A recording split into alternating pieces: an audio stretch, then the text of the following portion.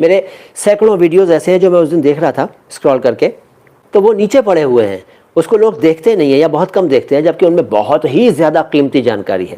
تو میرے ویڈیوز کھود کھود کے نکالتے رہا کرو، دیکھتے رہا کرو۔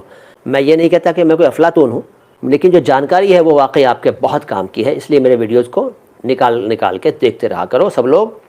تہذیب کا مطلب ہے سبھیتا، تمیز کا بھی وہی مطلب ہے، اور سلیقہ کا مطلب ہے صحیح طریقہ۔ وہ کہتے ہیں، سر ایک جملہ سنا تھا، خواہ وہ رائٹنگ میں ہو خواہ وہ شاعری میں ہو۔